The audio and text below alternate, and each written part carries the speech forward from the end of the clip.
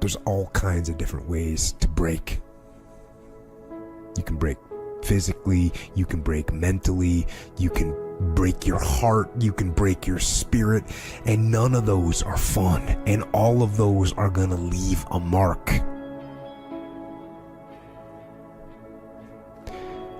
But the mark that they leave can be the mark of victory, or it can be the mark of defeat.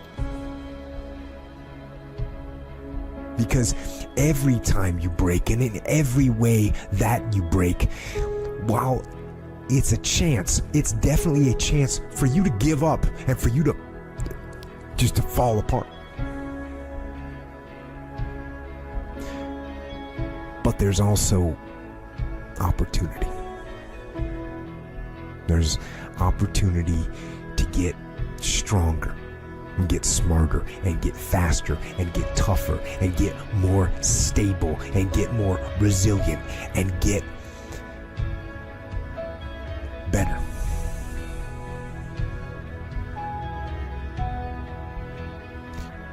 When you break, you have the opportunity to show the world, the whole world, what you are really made of. So if you break, if you break, the fight isn't over. In fact, if you break, the fight is just beginning. Let me tell you something you already know. The world ain't all sunshine and rainbows. It's a very mean and nasty place, and I don't care how tough you are, it will beat you to your knees and keep you there permanently if you let it. You, me, or nobody is gonna hit as hard as life. But it ain't about how hard you hit. It's about how hard you can get hit and keep moving forward. How much you can take and keep moving forward. That's how winning is done. Now, if you know what you're worth, now go out and get what you're worth. But you gotta be willing to take the hits and not pointing fingers saying you ain't where you wanna be because of him or her or anybody. Cowards do that, and that ain't you. You're better than that. Move on. Straight up, move on.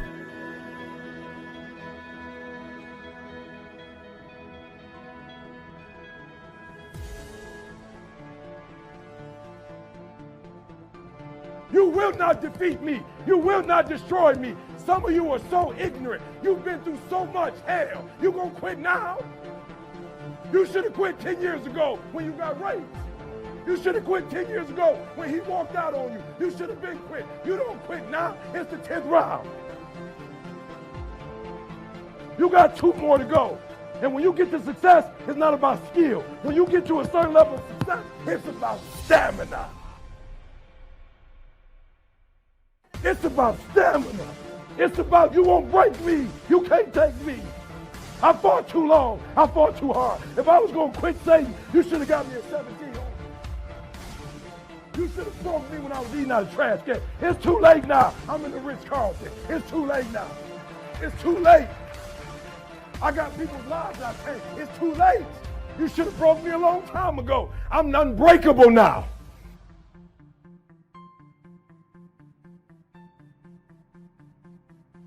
It's an urge. It's an urge. Truth be told, every champion has felt it.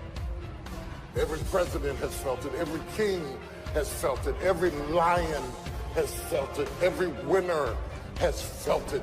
Every soldier has felt it. Every victorious person has felt it. The urge to quit. Don't you give up on your dream. I don't care if you don't have the money, and you don't have the help, and you don't have the family for it, and you don't have the background for it, and you don't have the friends for it. Don't you give up on your dream. Don't you do it. Don't you do it. Don't you do it. It may take you twice as long. You may have to take courses and classes. You might not read as fast, you might not move as quick, you might not have as much, but don't you quit.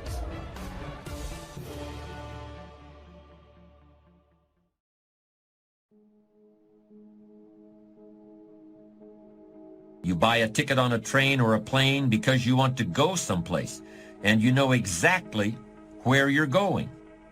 You may have to change planes in a different city, your flight may be canceled, and you may have to switch to another flight, but you will persist. You know where you're headed, and you're quite determined to get there. That's goal-directed behavior in its simplest form. You've got a lot to give. You have a lot to offer. The fact that you're still here means that your business is not through yet. The other thing that keeps us from reaching our goal is not feeling worthy.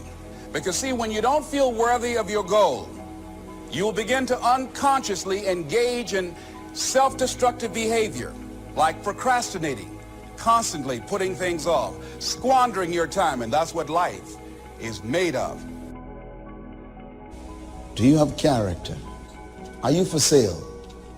Your future depends on your character, not your charisma.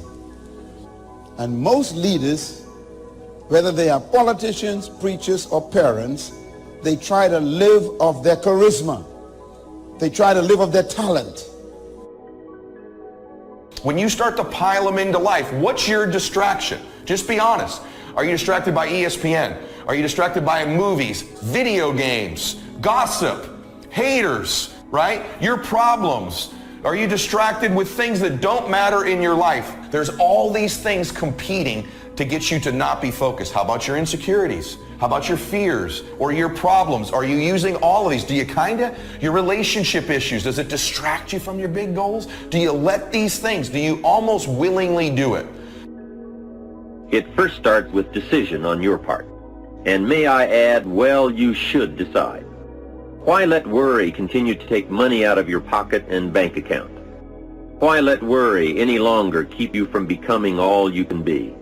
It's a burden you can get rid of. Why not be rid of those sinking, nagging feelings that all is not going to be well, that you can't do it? Worry is undue concern that takes up too much of your mental and emotional time. Most of us are willing participants in our own distraction. And we need to be willing participants in our own focus, in our own obsessions, and getting ourselves back on plan. Because remember what I told you, if you're really obsessed, the obsession will distract you from these things. I'm saying that regardless of the presence of those negative influences in your life, the best thing you can do, the most empowering thing, the strongest thing, and ultimately the wisest thing, is to accept responsibility for your own destiny, plain and simple. Just start working at it just a little bit, but do find out what your work is and hold on to it and don't let your dream go. I think that many of us don't go the next step because we don't know what to do yet. And I say that the reason that we don't even explore the possibility of what to do is because subconsciously we don't believe that it can happen for us, and we don't believe that we deserve it. Vision without values is destiny without discipline. No matter how great your vision is, it can be destroyed. So your destiny depends on your personal discipline. Character will always protect your vision. 4 steps to good communication. Here's number 1, first of all, vocabulary. Got to work on your vocabulary. Some of my friends took a survey among prisoners working on some rehabilitation program. They weren't particularly looking for this, but here's what they found. There's definitely a relationship between vocabulary and behavior. And here's what they found out. The more limited the vocabulary, the more tendency to poor behavior. The quality of your life is largely determined by the quality of your communications. In all successful relationships, the partners will always say that they communicate extremely well. And wherever communications break down or slow down or don't take place, you start to have problems. And one of the keys to effectiveness in the world of work is your ability to communicate. to communicate effectively and well. In fact, even if you work in technical fields like computer programming or engineering, you spend as much as 75% of your time communicating and interacting with other people. So your effectiveness as a person is determined by your effectiveness in getting your message across and in getting the message clearly that the other person is sending.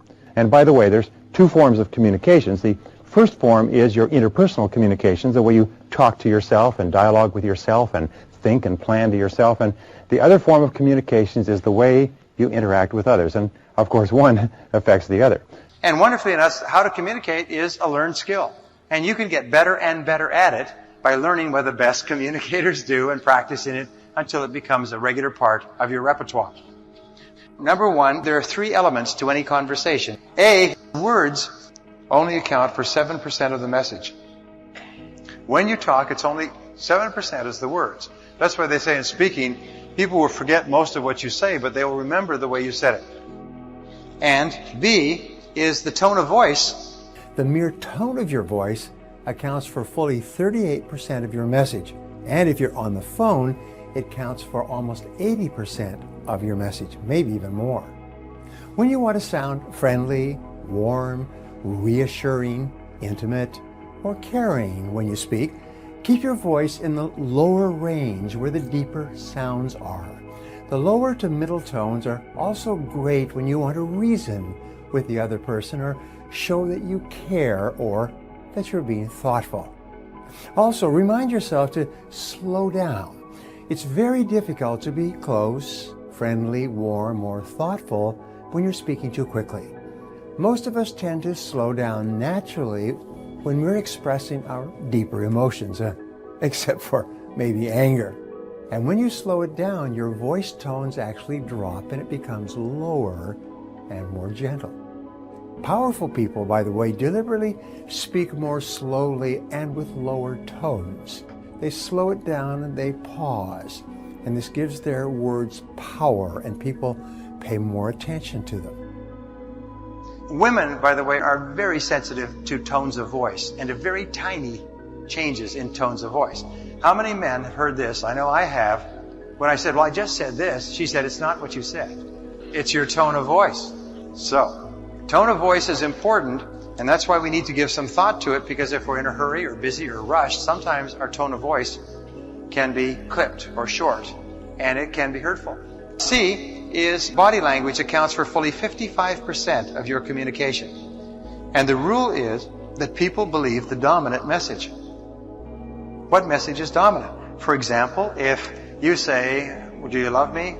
Yeah, sure, I love you. Do people believe the words or the dominant message, which is the body language and the tone of voice? But if you say, yes, I love you, then they believe the totality. And that's why the very best message is a message that is synchronized. The words, the tone of voice, and the body are all synchronized to the message. Very important. That's why when somebody talks to you, it's important you turn toward them and face them directly when you talk to them and listen closely to what they say and nod and pay attention. That's very important than saying, yeah, I'm listening, over the back of your shoulder. I was reading a book yesterday about a woman who was very, very unhappy because her husband never gave her any indication that he loved her and supported her because he was always watching television. And you ask the husband, he said, sure, I love her. I think she's the most important person in the world. Well, then why don't you spend time with her? Well, I do. I'm in the house all the time. I come home after work every night. Well, no, that's not how women measure love. So the most important thing in your relationships with your spouse and with your children is FaceTime. There's a great book called His Needs, Her Needs. And they talk about the 10 major needs that men have and the 10 major needs that women have, alternating back and forth. And all women know what man's first need is, so let's talk about hers. And her first need is for attention, affection, and respect. Face to face, eye to eye, heart to heart, knee to knee, attention, affection, and respect. Those are the biggest need. And if she gets those needs fulfilled, then everything else will be fine. If she does not get those needs fulfilled, she's going to be unhappy.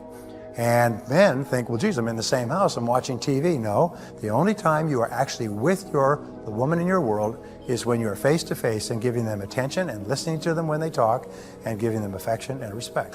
So FaceTime, and there's a one-to-one relationship between how much face time you spend and what quality of life you have. So it's really important that you don't have face time accidentally. You plan it, you schedule it, you organize, and the busier you are, the more you have to make appointments.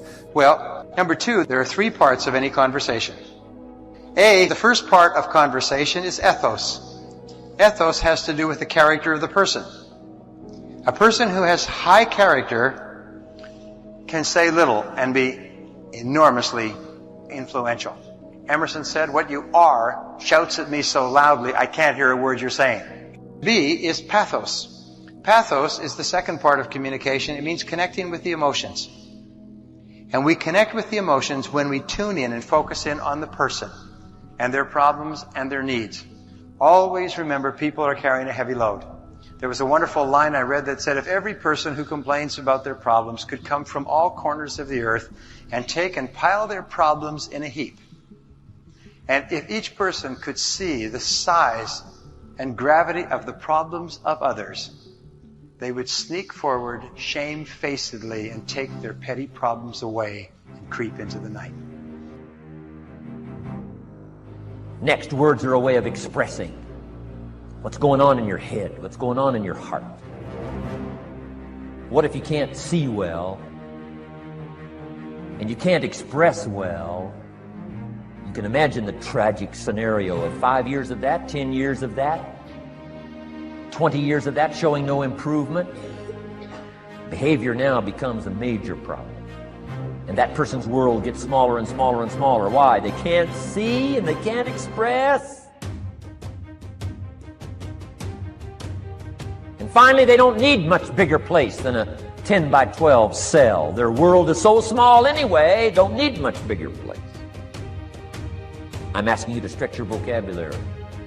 To build my early vocabulary, I used to put 3 or 4 words I didn't know on a card, put it up on the sun visor, on my car. Back in those days, I traveled a lot by car. Sure enough, by the end of the day, I'd mastered 2 or 3 words. And since vocabulary is a way of seeing, if you can't see well, you can imagine the errors you can make and how they compound as life unfolds. So it's very important to have a good vocabulary. So I would ask you, one of the most important books in your library should be the dictionary.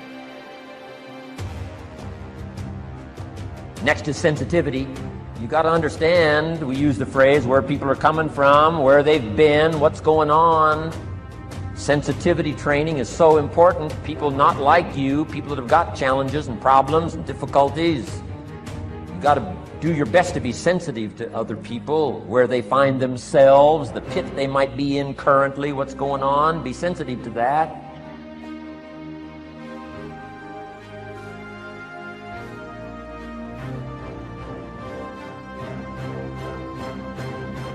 Mr. Shope, who only went to the 8th grade in school, but he gave me the classic point to ponder here when I was 25 years old. And it was put in such simple terms I've never forgotten. Let me put it in those same terms for you. Here's what he said. Learn to express, not impress. That was so helpful for me, because it's easy to engage in language just designed to impress instead of express. But Shope said if you want to touch somebody, learn to express. Sincerity from the heart, not impress. Impress builds a gulf. Express builds a bridge. Identification is building a bridge. If you're meeting somebody for the first time, it's simply getting acquainted. Building a bridge, making contact.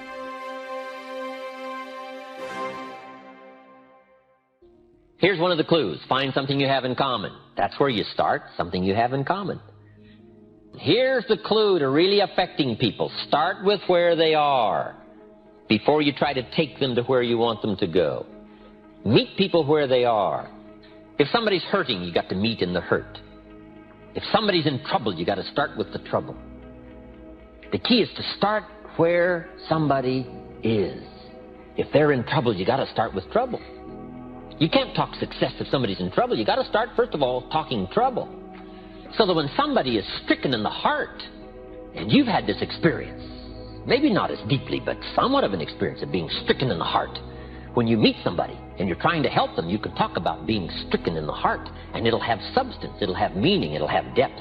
And you start there, and then start building the bridge and start building the path towards solving the problem. We have problems, but so many other people have vastly greater problems than us. And when you tune into other people's problems and concerns, it's amazing how much better your life is. And C is logos, is the factual content of the conversation. And the factual content is often the least important. But until you have established character and connected with the emotions of the other person, the words you say, the argument, is really not relevant. In selling, what do we say? In selling, you establish rapport, which is the character. You seek the underlying problem or need, which is connecting with the pathos. And only then do you talk about your product or service, which is the logos. And in dealing with anybody in life, it's those three. Number 3 is there are 4 basic personality styles. The first is who we call relators. The relator is very high on people orientation and indirect. They are quiet, self-contained, not particularly expressive. They're sensitive, people-oriented, and concerned about other people's opinions. Now, in the extreme, a relator will be hypersensitive to the opinions of others. They can't do anything without making sure that everybody else approves. They have to talk with everybody before they make a decision. If you're communicating, this person requires slow, low-key, easygoing, friendly, almost warm and fuzzy. So if you're dealing with relators, you have to go slow and you have to be patient. You can't be pushy because they like time to make decisions and they need time to talk to other people. Their greatest concern in life is, let's get along, let's all be friends. Relators tend to gravitate toward fields where relators are most effective. So you find relators in fields like nursing, social services, teaching, small child development, psychology, personnel, or counselors where they relate to other people. Now the next type of person is the analyzer. Now the analyzer is indirect and self-contained, but very task-oriented. This is the kind of person who's not so much concerned about people, but more concerned about doing the job and are more inward-directed. This type of person at the extreme can be an uncommunicative bureaucrat, very meticulous and picky about every detail. Their primary concern is, let's be accurate. They only feel comfortable when the numbers and the details are correct. The analyzer, who is fastidious and detail-oriented, wants accuracy and just the facts. Now, where do you think they'll gravitate to in terms of work?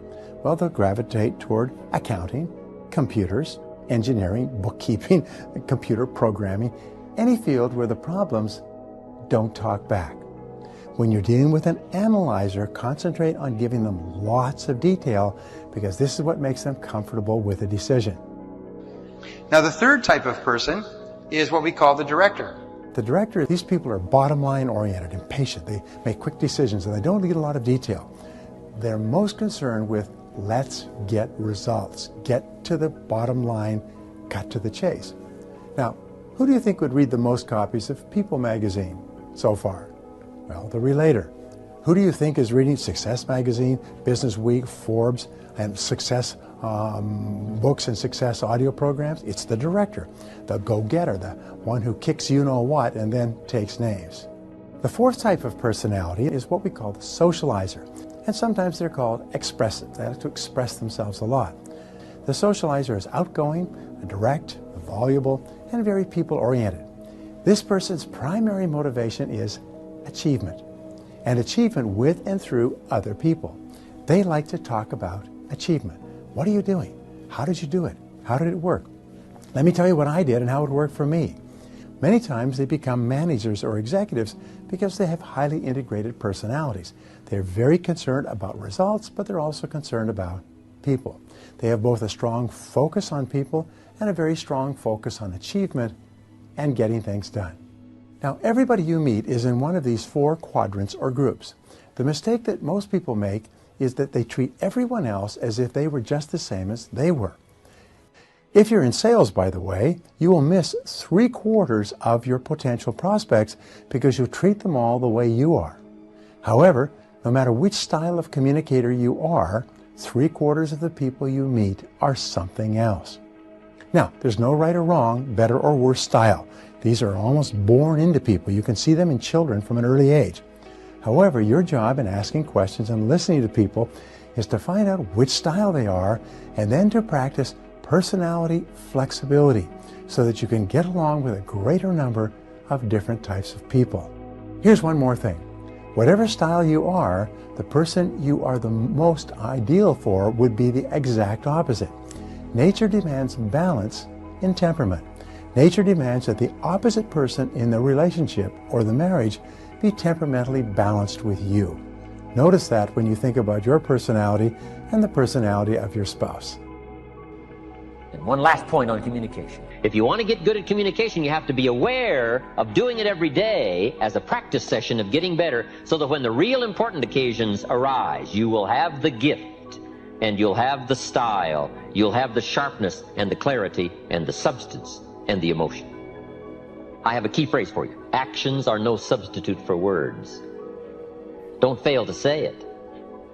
Now, we've heard the old expression, words are no substitute for action. That's true. Talk, talk, talk, never act. That's not good. But this also isn't good. Act, act, act, and never talk.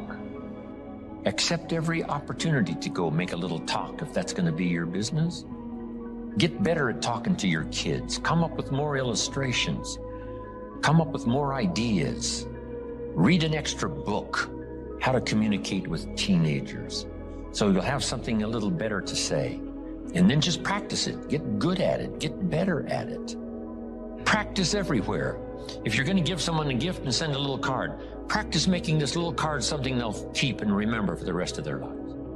Not ordinary, extraordinary. Not like everyone else, different than everyone else.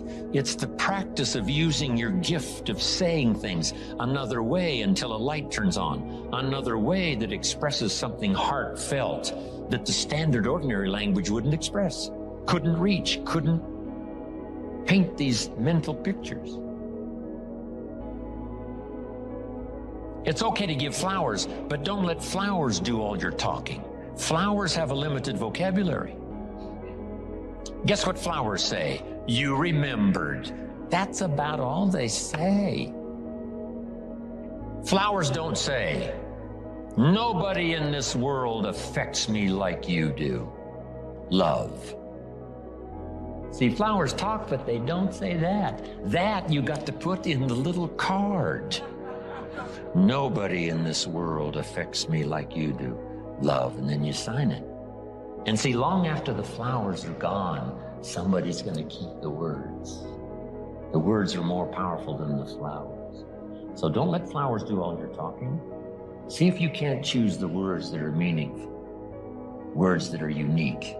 And the more you do this, practicing every little occasion to say something well, every little occasion to say something well, whether it's a little talk to the family gathering, or whether it's training, or whether it's inspiring, or a little class on Sunday morning, whatever it is, keep improving, find a new way to say it, a new illustration, a new story. You'll get better. The gift will belong to you, and the effect could be electrifying. When my wife Judy and I parted ways, I wrote this little note. Dear Judy, as often as the night comes, so does my sadness. As constant as the day arrives, so is my love for you. I wish for you and I wish the best for you, and I understand that dilemma. My life is here where you touched me. If ever you would call, I would be there to be touched again.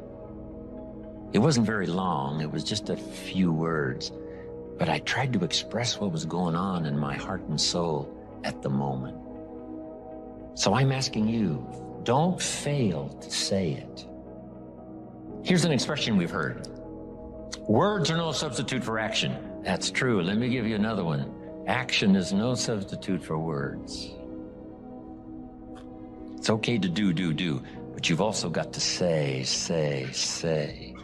Express it, as clumsy as it might be to start. Start a better program of better communication, saying it better.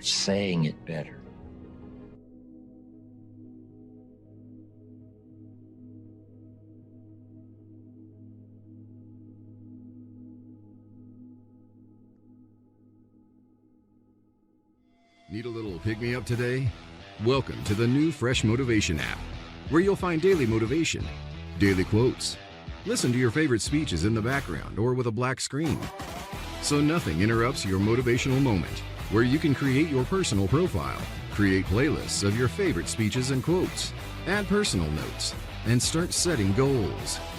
Fresh Motivation, the home of motivation. Get it now for free on Google Play.